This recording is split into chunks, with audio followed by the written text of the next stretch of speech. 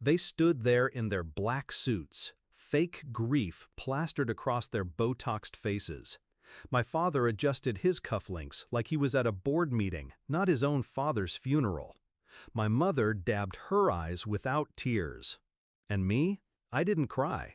I had buried the only man who ever raised me, but I didn't cry. I was too focused on what was coming.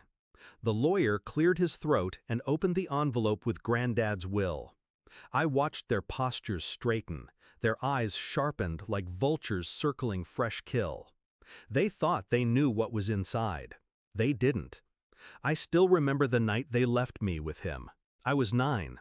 My father had a new job in Dubai. My mother said I'd be better off in the countryside. She didn't even hug me goodbye. Grandpa opened the door that night barefoot, hammer in hand, grease on his face. He looked at me, then at them, and said, "Leave the boy, no questions."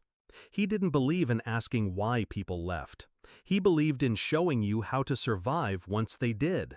He taught me how to build a table, wire a generator, break a man's nose if I had to.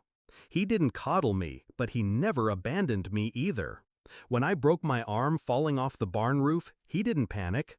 He drove me to the ER himself and told the nurse, "He's tough, just needs a cast." He was right. He made me tough. And when I turned 18, he made me his business partner. That's what they didn't know. While they were living like royalty in foreign countries, I was building legacy with calloused hands and blueprints. By the time I was 25, I was managing the ranch, the workshops, the patents, the land, and the quiet investments he'd made in tech startups. Granddad played dumb, always wore those dirty overalls, but he was sharp. Silent rich. The kind who never showed his cards until it mattered. And it mattered now. The lawyer began to read. Generic preamble. Then, to my beloved grandson, who never needed to be told he was my son because he showed up every damn day, I leave everything. Silence.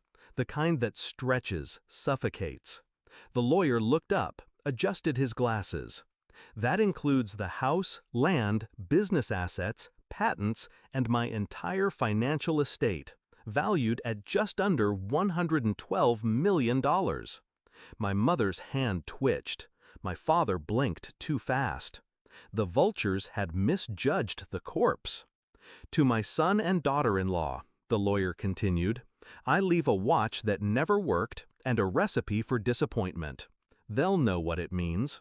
I did. It was a joke between Grandpa and me. Every time they called, once a year, asking for money, he'd wind that broken watch and say, "Guess what time it is? Time to disappoint them again."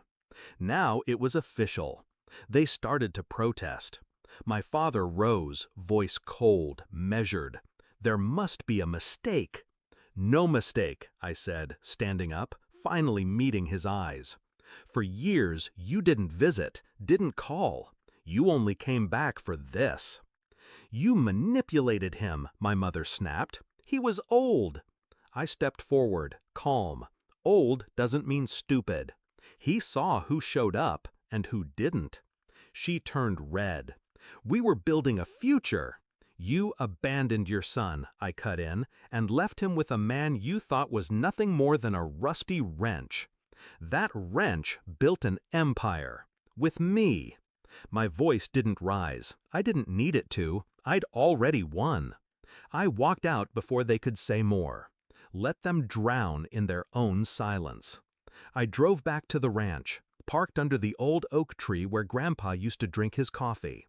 I sat in his chair. The leather still warm from the sun.